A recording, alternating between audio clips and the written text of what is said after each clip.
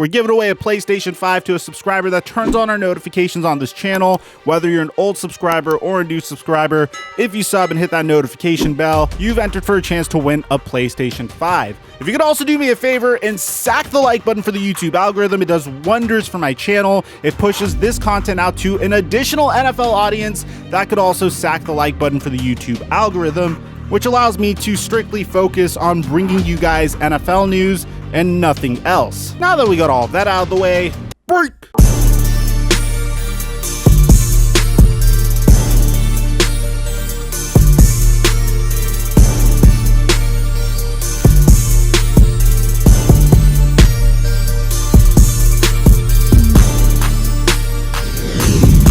Mic check 1 2 1 2. What's going on, everybody? For those of you guys that didn't know or originally found my channel as Mikerophone and wasn't redirected here from my basketball channel, The Flight Mike, I originally began my entire YouTube career as strictly as a NBA YouTube news content creator. And the reason why that worked is because in the NBA, there is so much player movement. You see superstars jump ship all the time.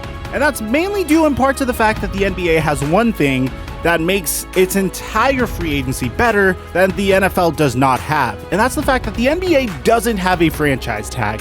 Meaning, in the NFL, say if you have a disgruntled player in the NFL that wants to leave the team, well, you can essentially franchise tag him for the rest of his life. It's not the most financially responsible thing to do, but you do have the power over a NFL star to essentially keep him there against his will. Meanwhile, in the NBA, if LeBron James wants to leave your team, LeBron James is going to leave your team. There's nothing you could do about it. The only time that an NBA player doesn't really have control over his destiny is during his first free agency period, if he's a restricted free agent, and that only applies to a first-round draft pick, where a team could match whatever contract he gets and essentially keep him for the first 7 years of his career.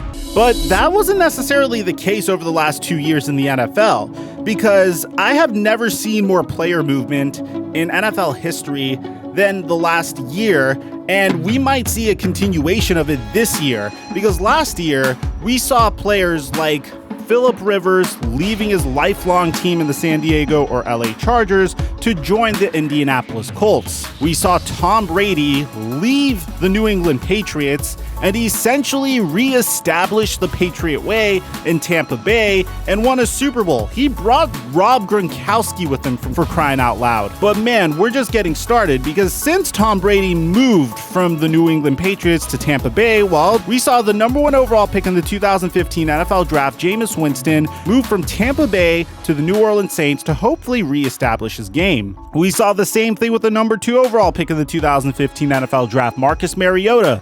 Did the same exact thing. Ryan Tannehill took him over as the face of the Tennessee Titans, went to the Las Vegas Raiders, now backs up Derek Carr. We saw Teddy Bridgewater join the Carolina Panthers, which is another division rival, to become their bridge quarterback. And that's before we get to what happened this past offseason. We already saw Matthew Stafford, the number 1 pick in the 2009 NFL Draft, get traded for Jared Goff, the number 1 pick in the 2016 NFL Draft, and multiple first-round draft picks.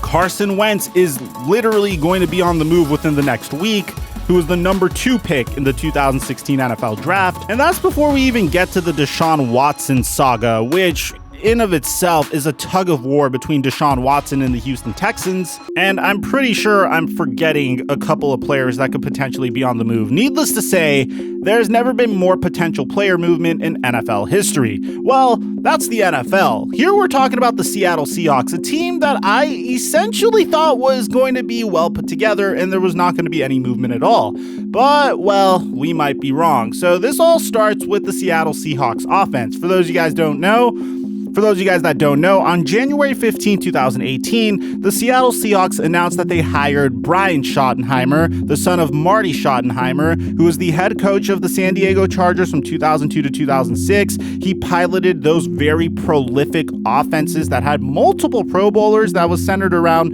LaDainian Tomlinson and by the way, go look at those teams. It was probably some of the best Chargers teams we've ever seen. Marty Schottenheimer passed away today, by the way, guys. Rest in peace. But his son, Brian Schottenheimer, was fired about a month ago on January 12, 2021. And this is really weird because Brian Schottenheimer was fired despite Russell Wilson's career highs in completion percentage and touchdowns. The reason why he was fired, many people thought, was the fact that the Seattle Seahawks offense struggled during the final weeks of the NFL season, including against the LA Rams.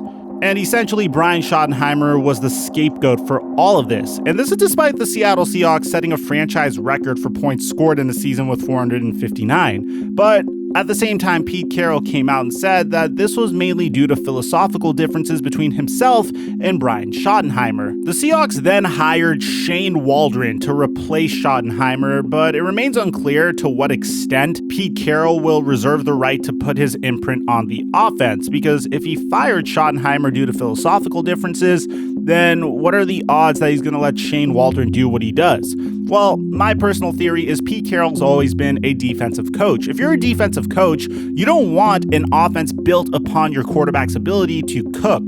You want an offense that controls the clock and can consistently move the chains through a balanced attack, mainly favoring the running game. That's why the Seattle Seahawks have invested so heavily in running backs recently.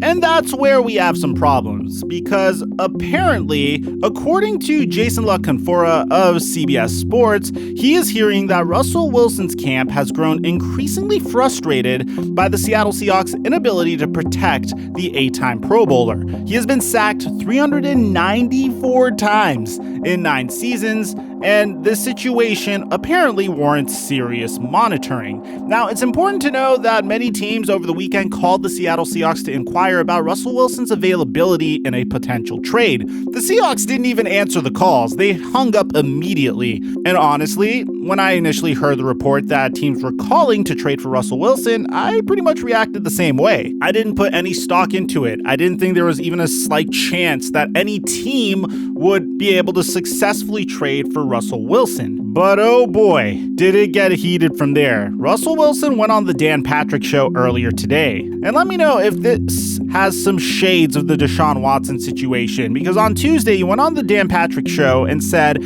"I want to be involved. At the end of the day, it's your legacy, your team's legacy, and it helps to be involved more." That dialogue should happen more often. And the reason why he's saying this is he probably just watched Tom Brady win a Super Bowl in Tampa Bay because the Bucs added players that Tom Brady wanted added. Bruce Arians didn't want Antonio Brown on the roster, but he ended up adding Antonio Brown because Tom Brady wanted it.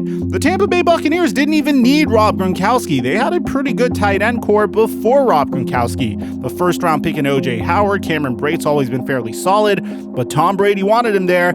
Tom Brady got him there, and guess what? The Tampa Bay Buccaneers ended up winning a Super Bowl because they listened to Tom Brady. When Russell Wilson was asked about whether he has been involved in Seattle's personnel decisions, he replied, not as much. So if that response gives you shades of Deshaun Watson, this response should give you shades of Aaron Rodgers. When Russell Wilson was asked about his future with the Seattle Seahawks and if he sees himself there for the future, he said, "I'm not sure if I'm available or not."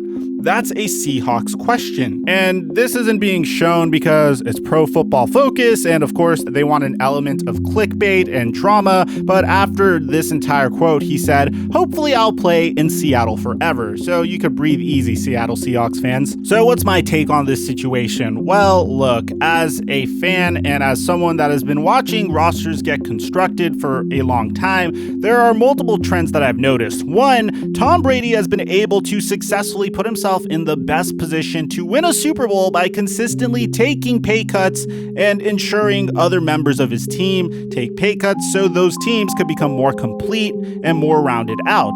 It worked for Tampa Bay, and he's in the position to do such a thing because, well, his wife is freaking loaded, so he doesn't need the extra money. Why is this important? Because if you pay attention, Russell Wilson's 2 Super Bowl appearances came during his rookie scale contract. Hell, even Aaron Rodgers, during his first Super Bowl run, he was on a 6-year, $65 million contract extension that was signed in 2008. That is absolutely pennies to pay for a player like Aaron Rodgers. And that's what I'm trying to say here. Typically, during a quarterback's rookie scale contract, that team has the capital to upgrade other parts of the offense. We saw it with the LA Rams and Jared Goff. They spent that money on players like Aqib Talib, Marcus Peters, Ndamukong Suh, Dante Fowler. Well, Dante Fowler wasn't due for an extension yet, but they went all in to make sure that they could cash in on Jared Goff's rookie contract. It's once that contract expires and that quarterback takes a huge chunk of the salary cap, that's when the question is asked, is this quarterback good enough to be paid this much money and still have us be good enough to be Super Bowl contenders? Because by doing that, you're essentially saying this quarterback is so good that we don't need to upgrade other parts of the roster. So will the Seattle Seahawks trade Russell Wilson? I highly doubt it. I just feel like he's trying to say, show me some more respect. Let me have a say in personnel decisions. I would like to remain in Seattle for as long as I can be. This is a team that took a chance on him in the 3rd round and it worked out really well. I don't see why he would want to change that. At the same time, if you're the Seattle Seahawks and you feel like you're hitting a wall in terms of how good you could be despite paying Russell Wilson the amount you're paying him, then yeah, it might be in your best interest to trade him. But most NFL teams aren't as aggressive as my brain is thinking, so I highly doubt he gets traded. Let me know in the comment section down below, what do you think? Should the Seattle Seahawks trade Russell Wilson? If so, what do you think would be an adequate return for Russell Wilson? Aside from that, I'm your boy Mike, and I'm dropping our mic until our next upload.